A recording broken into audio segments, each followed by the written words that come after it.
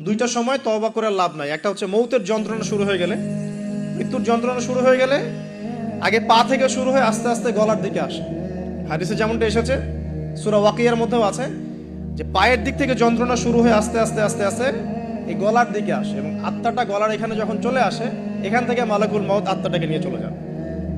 এবং চোখ দিয়ে তাকিয়ে থাকে মানুষ, রুহটা চলে গেলে মানুষ চোখ দিয়ে তাকিয়ে থাকে। দেখবেন এই কারণে মৃত ব্যক্তি তাকিয়ে থাকে, চোখ খোলা থাকে। এবং তখন আসমান থেকে সিঁড়ি নামিয়ে দেওয়া হয়, ওই সিঁড়িতে করে আত্মা চলে যাচ্ছে, ও তাকিয়ে দেখে যে আত্মা চলে যাচ্ছে।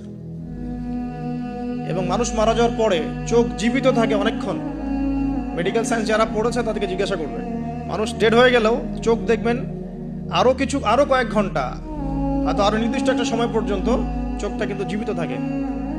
এই জন্যে চোখ বন্ধ করে দিতে হয়। যাই হোক, যেটা বলছিলাম যে মৌতের যন্ত্রণা শুরু হয়ে গেলে তওবা করে লাভ নাই, তওবার দরজা বন্ধ। আর পশ্চিম দিক থেকে সূর্য উঠে গেলে তওবা করে লাভ নাই, তওবার দরজা বন্ধ। তো এই 10টার মধ্যে সবচেয়ে বড়টা হচ্ছে মাসিহুদ দাজ্জাল। কেন বড়? কারণ নবী সাল্লাল্লাহু আলাইহি ওয়াসাল্লাম নিজে বলেছেন যে পৃথিবীর ইতিহাসে আদম আলাইহিস সালাম থেকে শুরু করে মুহাম্মদ সাল্লাল্লাহু আলাইহি ওয়াসাল্লাম পর্যন্ত এই যে লক্ষ লক্ষ নবী রাসূল এসেছেন, পৃথিবীর এই যে শত লক্ষ বছরের হিস্ট্রি, এর মধ্যে দাজ্জালের চেয়ে ভয়ঙ্কর কোনো ফিতনা আসে নাই। নবী সাল্লাল্লাহু আলাইহি ওয়াসাল্লাম বলছেন, একজন মুমিন ব্যক্তি যদি দাজ্জালকে পেয়ে যায়, সে যেন তার সাথে সাক্ষাতের আকাঙ্ক্ষা না করে, কারণ সে তার সাথে সাক্ষাৎ করলে ঈমান হারা হয়ে যেতে পারে। সে এত বড় ফিতনা হবে, এত বিশাল ফিতনা হবে। এই যে ছোট্ট একটা ফিতনা সুদ থেকে কি আমরা মুক্ত থাকতে পারছি? সবাই সুদের মধ্যে পড়ে যায় নাই?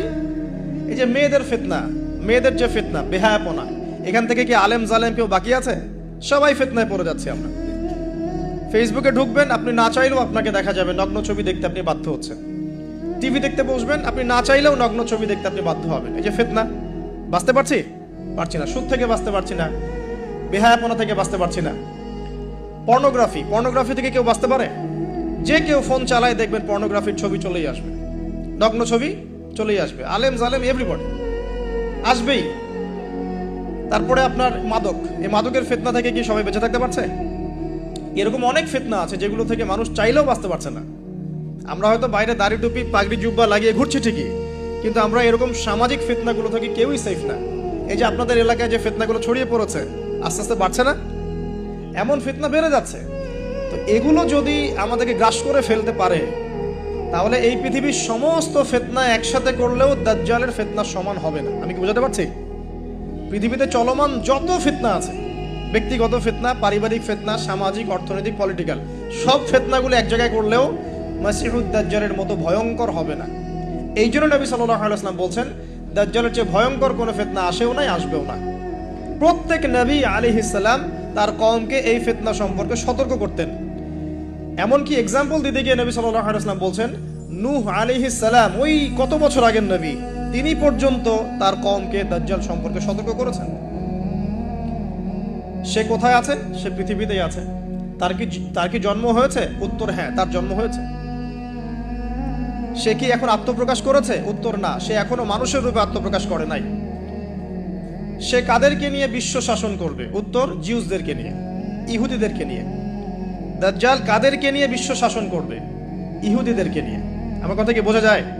নবী সাল্লাল্লাহু আলাইহি ওয়াসাল্লাম বলেন, সে এত বড় ফিতনা, সে 40 দিন পৃথিবীতে বিচরণ করবে। কয়দিন? 40 দিন। যার প্রথম দিনটা হবে 1 বছরের সমান, দ্বিতীয় দিনটা হবে 1 মাসের সমান, তৃতীয় দিনটা হবে 1 সপ্তাহের সমান, এবং বাকি দিনগুলো হবে আমাদের দিনের মতোই। নবী করিম সাল্লাল্লাহু আলাইহি ওয়াসাল্লাম বিভিন্ন হাদিস থেকে বলেছেন যে দাজ্জাল সারা বিশ্বটাকে শাসন করবে। কিরকম? মানে সে ইলাহ দাবি করে বসবে। আল্লাহ পাক তাকে কিছু অলৌকিকত্ব দিবেন মানুষকে ফিতনায় পরীক্ষা করার জন্য। যারা ওর উপর ঈমান আনবে, দাজ্জালের প্রতি ঈমান আনবে, দাজ্জাল ওদেরকে জান্নাত দিবে। তার এক হাতে থাকবে জান্নাত, এক হাতে জাহান্নাম।